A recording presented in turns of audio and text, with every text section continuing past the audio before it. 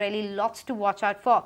But Devang, let me welcome you on board and discuss one of those important cues, HDFC Twins, HDFC merger, which is lined up. What do you think changes for the market and for the prospect of this behemoth itself? Do you think in the near term the growth will slow down? Thanks for having me on the show. Good afternoon, all of you.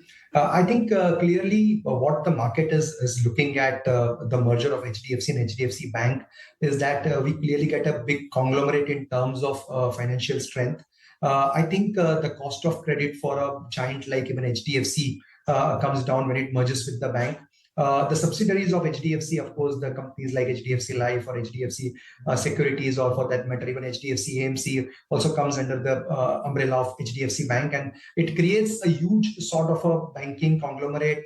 We all know that it becomes the third or the fourth largest in the world. But of course, importantly, what will also happen is that when you create this type of a big entity, yes, probably the growth that was about to come for both these entities together might see a bit of slowdown for a couple of quarters while adjustments happen. But I can assure that in a way, what feels is that companies which probably are market leaders in their own right. For example, HDFC is a market leader in terms of its lending strength for housing finance. HDFC Bank, of course, grows at a minimum 18 to 20% every quarter. So the sense one gets over here is that investors who are invested would stay invested in this company, a big entity. And most of the foreign investors also want to sort of participate. Any window of opportunity they get to participate, it would be sort of, again, as I said, a market leader, which people would not miss out to. Another technical factor is also it becomes the huge part of Nifty, around 13.5% if I'm not mistaken,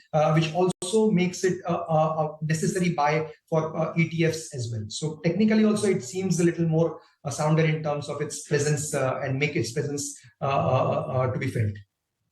Let's just see what Nykaa as well is up to. They too came out with their first quarter numbers, and despite the overall discretionary spend slowdown, the beauty and personal care segment or category has continued to remain strong, and it's pretty much in line with the longer term trajectory.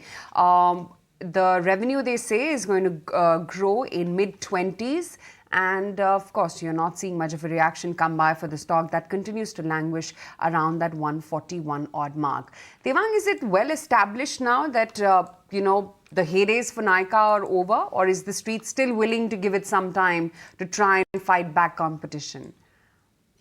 I think there is clearly a tug of war in terms of participants having different sort of views. The correction has been huge for most of this new economy stocks. So the so-called companies which sort of were valued on sales rather than on profits. So I think there is still a big divide amongst the street where a lot of people feel that the correction that has been seen for this type of businesses, 50%, 60, 70%, for some even 70, 80% correction has been seen. Probably, I think on the valuation front, a bit of re-rating is there on the cards. But as I said, it's always, again, there are a lot of milestones being created. But Devang, just since we're towards the fag end of the week and next week is going to be all about IT earnings, what's your positioning on that?